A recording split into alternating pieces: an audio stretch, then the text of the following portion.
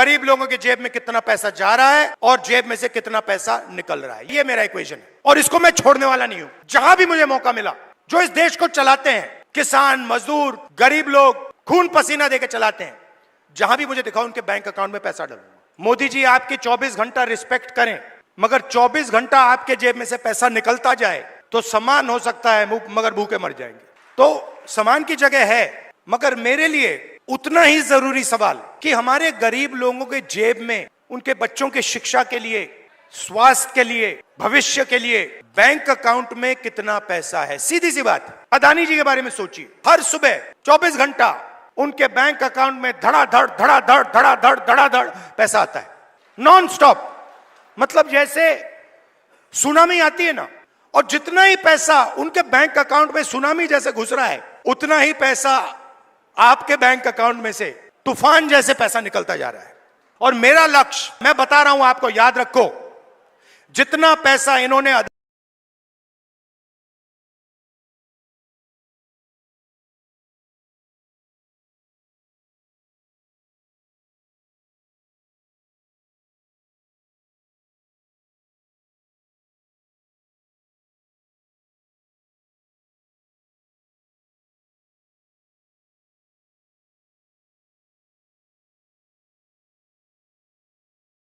नमस्कार, अजय चतुर्वेदी। आज मैं हरियाणा विधानसभा चुनाव और हरियाणा विजय संकल्प यात्रा, हरियाणा विजय संकल्प रैली, जिसका नेतृत्व राहुल गांधी कर रहे हैं, उसकी चर्चा करने के लिए आया हूं। हरियाणा विधानसभा चुनाव काफी रोचक मोड़ पर पहुंच चुका है। जो जनसैलाब इस यात्रा के दौरान दिखाई दे रहा है, वो अगर कहीं वोटों में कन्वर्ट हो जाता है और वहां की जनता जो बता रही है कि यहां कोई 90 में से 45 नहीं बल्कि 70 सीटें कांग्रेस जीतने जा रही है, अगर ऐसा होता है तो ये पूरे देश के लिए एक बड़ा संदेश होगा। और ये जो हुजूम उमड़ रहा है और जिस तरह की चीजें वह दिखाई दे रही हैं, आम जनता के बीच जो चीजें दिखाई दे रही हैं, वो निश्चित तौर पर इसलिए लोग कांग्रेस से, राहुल गांधी से जुड़ते चले जा रहे हैं, क्योंकि राहुल गांधी ने ठीक लोकसभा चुनाव की तरह, भारत जोड़ो यात्रा की तरह, भारत जोड़ो न्याय यात्रा की तरह हरियाणा की नब्ज को टटोल लिया है, उसको पहचान लिया है। लोकसभा चुनाव की तरह ही उनके हाथों में संविधान की वो लाल किताब दिखाई देती है, जिसके माध्यम से वो समझाने की कोशिश करते हैं कि हम, यानी कि कांग्रेस,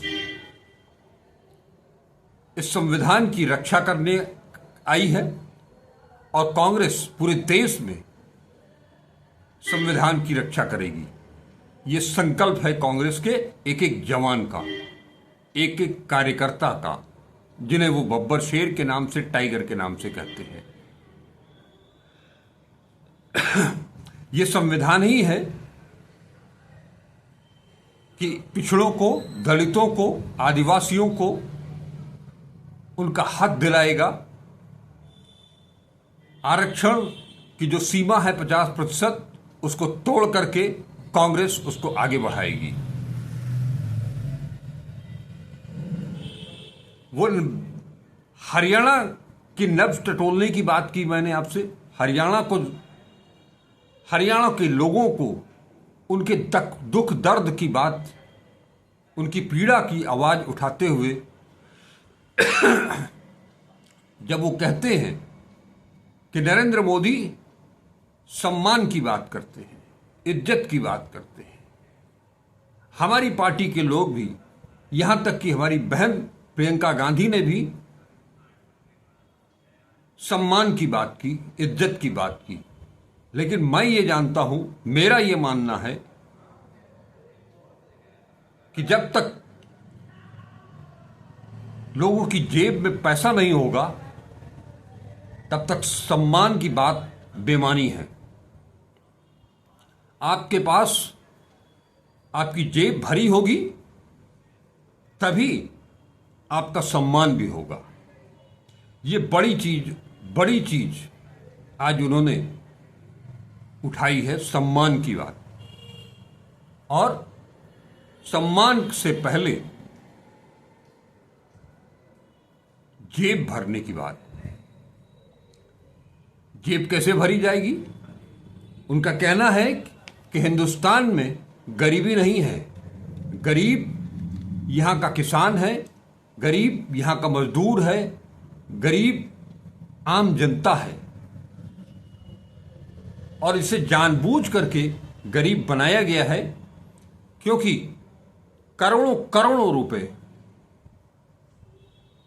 चंद पूंजीपतियों के जेब में डाल करके आम जनता का पैसा, आम जनता को गरीब बनाया गया है। हमारी सरकार आती है तो वो जो 16 लाख करोड़ इन गिने चुने पूंजीपतियों को दिया गया है, वो पैसा हम यहाँ के एक एक गरीब को, मजदूर को, किसान को, जिसे हाशिए पर भेज दिया गया है पिछले 10 सालों में, उसके बैंक खातों में धड़ाधड़ भेजेंगे। वो बेरोजगारी की बात करते हुए और बताते हैं सरकार अगर कांग्रेस की जैसे ही आती है 2 लाख सरकारी नौकरियां जो खाली पड़ी हुई हैं हरियाणा के नौजवानों को वो नौकरियां दी जाएंगी। दरअसल इन 10 सालों में भारतीय जनता पार्टी की सरकार ने हरियाणा के युवाओं से रोजगार छीन लिया, उन्हें यहां से विदेश, अमेरिका, कनाडा भेज जाने के लिए मजबूर किया। मगर किस तरह से वो लोग यहां से, यहां के युवा अमेरिका जा रहे हैं रोजगार करने के लिए, 4 पैसे कमाने के लिए, अपना वतन छोड़ करके, अपना घर छोड़ करके, अपने बाल बच्चों को छोड़ करके, अपने माता पिता को छोड़ करके, और वहां पहुंच करके वो एक तरह से बंधक बन गए हैं। उनके घर में अगर कोई ट्रेजरी होती है, उनके माता पिता का देहांत होता है, तो वो वापस लौट करके उनके अंतिम क्रिया में भी शामिल नहीं हो सकते हैं। वीडियो कॉन्फ्रेंसिंग के जरिए ही उनको अपने माता पिता का अंतिम संस्कार करना पड़ता है। फिर रोजगार यहां है नहीं।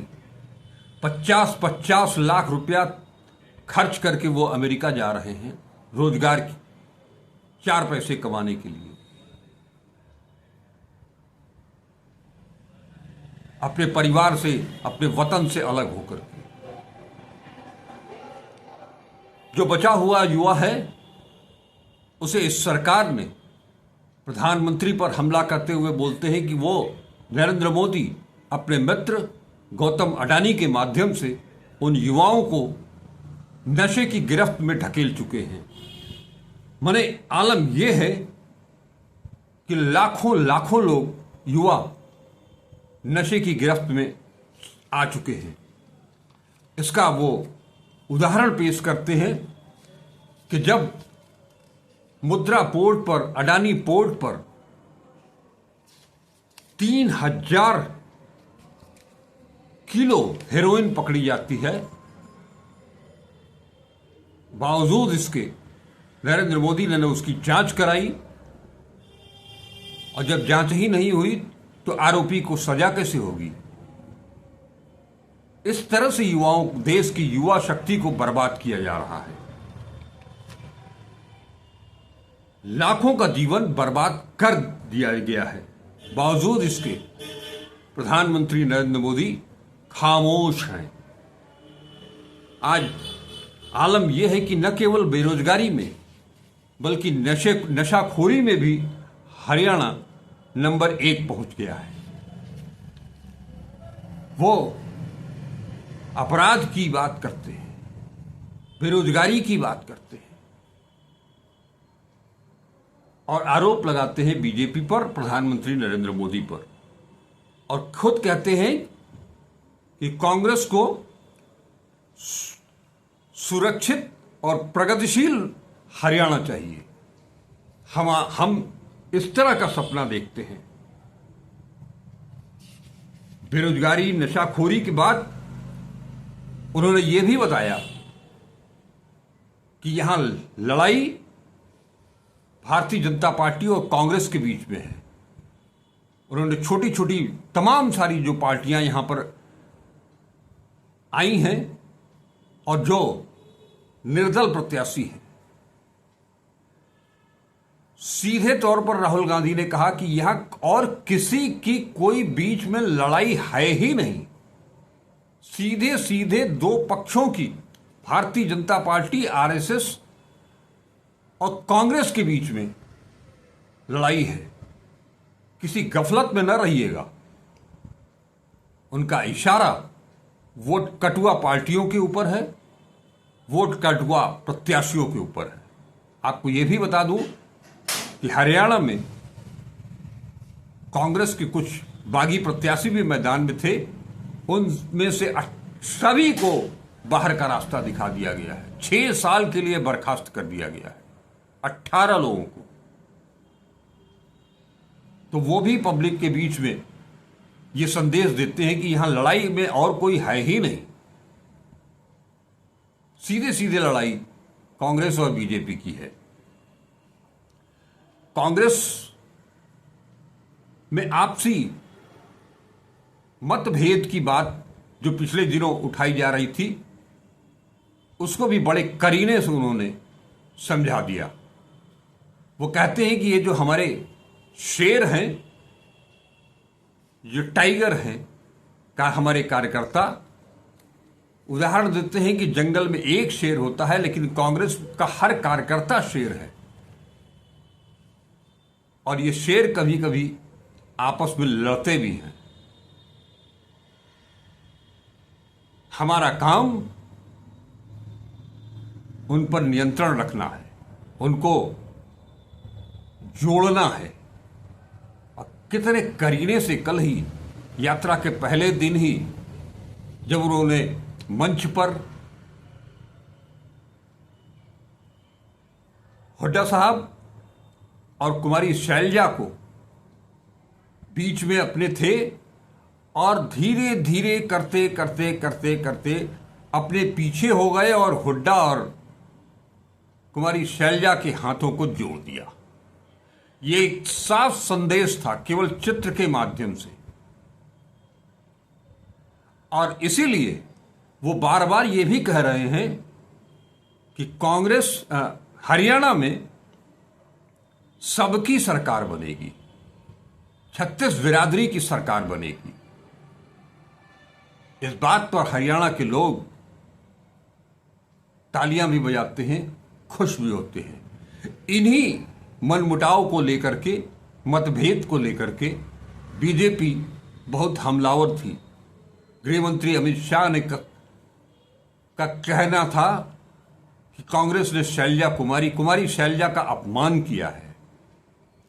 लेकिन वो यहां समझा जाते हैं कि सरकार न केवल किसी जाट की होगी, न केवल गैर बिरादरी वाले किसी एक शीर्षस्थ नेता की दल गुट की होगी। सरकार 36 बिरादरी की होगी। सरकार आम जनता की होगी, कांग्रेस की होगी। साफ संदेश दे दिया उन्होंने। जब वो बात करते हैं गठजोड़ की, एकजुटता की, वहीं उनके निशाने पर अडानी, अंबानी और नरेंद्र मोदी का गठजोड़ भी आता है। और इसके माध्यम से वो बताते हैं कि किस तरह से वो अग्निवीर का भी जिक्र करते हैं और कहते हैं कि ये इतना खूबसूरत सा नाम दे करके योजना का जवानों से, युवाओं से उनका हक छीन करके अडानी को दे दिया गया। अडानी डिफेंस का उल्लेख करते हैं और बताते हैं कि जितने भी आर्म्स दिखाए जाते हैं उनके पोर्टल पर, उनमें से एक भी आर्म्स, चाहे वो ड्रोन हो या कोई भी असलहा हो, वो अडानी अपने यहां नहीं बनाते, वो इजराइल से ले आते हैं, अमेरिका से ले आते हैं। मैन्युफैक्चरिंग यहां हो ही नहीं रहा है, सारा काम बिचौलियों के माध्यम से किया जा रहा है। ये संदेश देने की कोशिश करते हैं और ये बिचौलिए ही हैं जो सरकार और आम जनता के बीच दूरी को बढ़ाते चले जा रहे हैं और इसे बढ़ावा दे रहे हैं प्रधानमंत्री नरेंद्र मोदी। अडानी, अंबानी, अडानी के साथ ही वो अंबानी को भी घेरते हैं, उनके बेटे की शादी का जिक्र करते हैं। क्या बताइए, इस देश में करोड़ों करोड़ों शादियां होती हैं, लेकिन एक शादी अंबानी कराते हैं और उसमें प्रधानमंत्री पहुंचते हैं। करोड़ों खर्च करके, अरबों खर्च करके वो शादी की जाती है। वहीं वो देश की बदहाली के लिए, युवाओं की बदहाली के लिए, गरीबों की बदहाली के लिए, पिछड़ों, आदिवासियों, दलितों की बदहाली के लिए नोटबंदी, गलत जीएसटी को जिम्मेदार ठहराते हैं। और जब वो बात करते हैं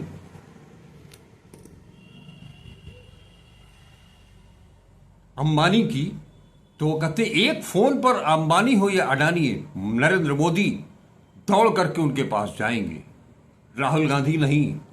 क्योंकि अडानी हो या अंबानी हो, वो नरेंद्र मोदी की मार्केटिंग करते हैं।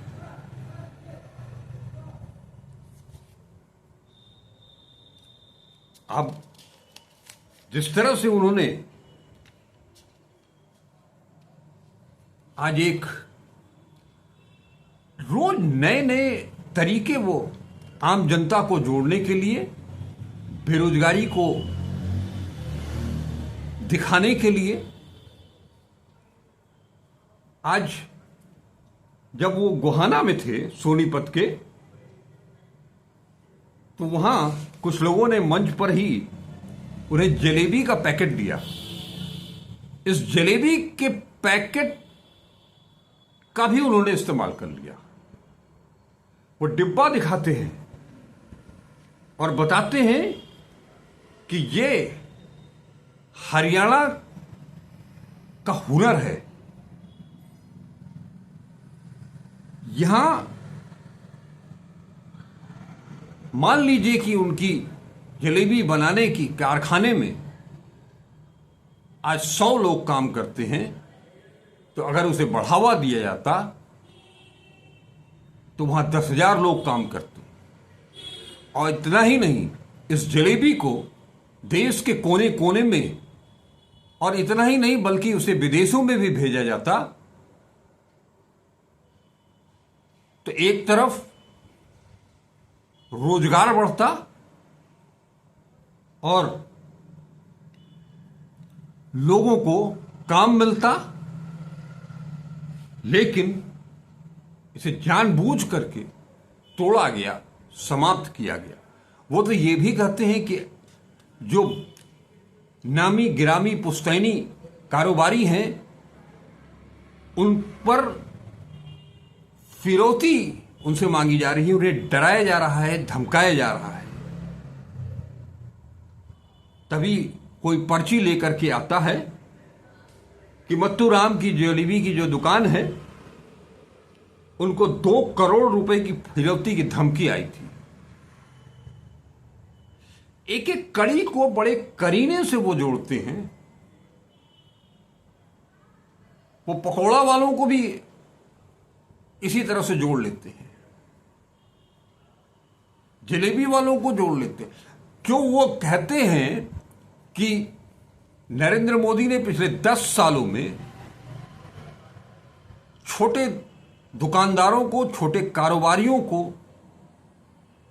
खत्म किया है और बेरोजगारी को फैलाया है, उन्हें बर्बाद करके उन चंद 20-25 पूंजीपतियों को उभारा है, इससे जोड़ लेते हैं।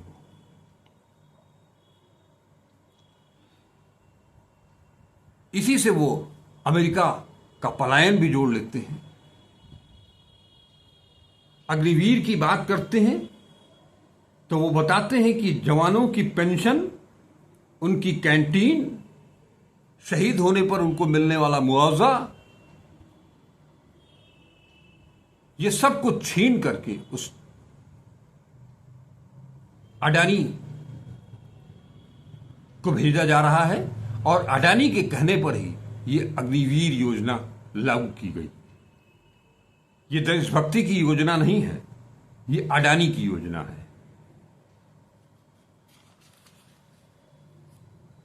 वो अपने कार्यकर्ताओं को जब बब्बर शेर कहते हैं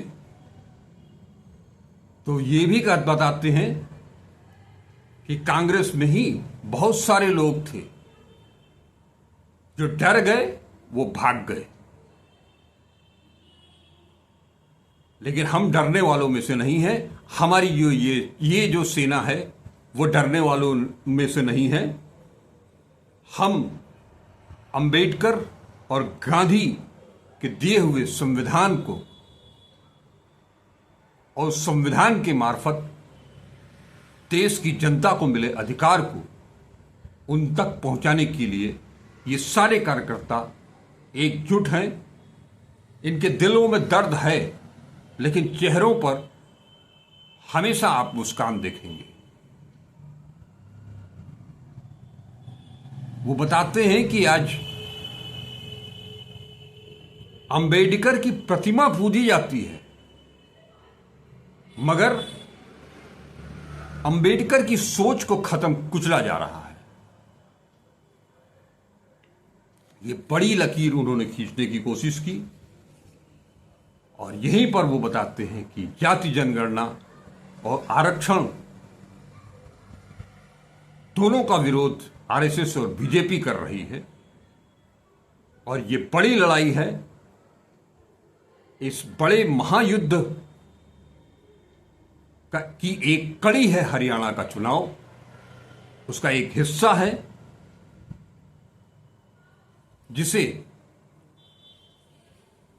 कांग्रेस आप सबके सहयोग से जीतने जा रही है। जब वो बीजेपी की बात करते हैं और कांग्रेस कार्यकर्ताओं को कि खिले हुए मुस्कुराते हुए चेहरों की बात करते हैं, तब वो बताते हैं, तुलना करते हैं कि किस तरह से बीजेपी के जो बड़े नेता हैं, चाहे वो खुद प्रधानमंत्री नरेंद्र मोदी हो, अमित शाह हो, और इस कड़ी में उन्होंने राजनाथ सिंह का भी नाम जोड़ लिया और चुटकी भी ले ली हंसते हंसते कि इन सब में नितिन गडकरी कुछ अलग हैं, वो हमेशा मुस्कुराते रहते हैं। इसका संदेश, इसके पीछे की सोच आप समझ सकते हैं। ये जब वो बात करते हैं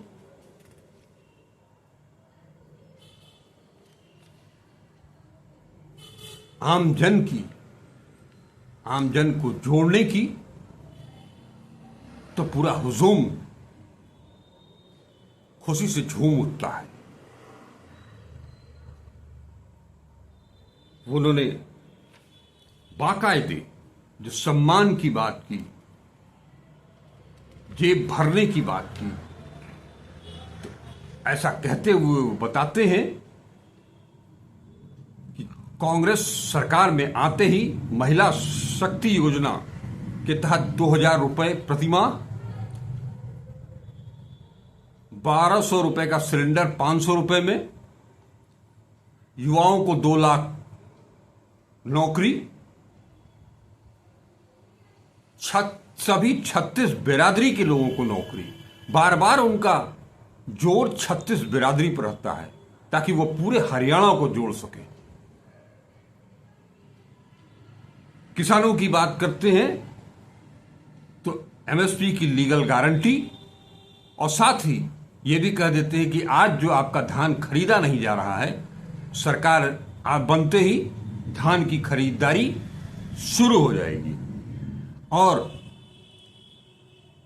300 यूनिट फ्री बिजली की भी बात करते हैं, बात नहीं वादा करते हैं। और अपराध, बेरोजगारी, नशाखोरी, इन सब को हटा करके, मिटा करके एक सुरक्षित और प्रगतिशील हरियाणा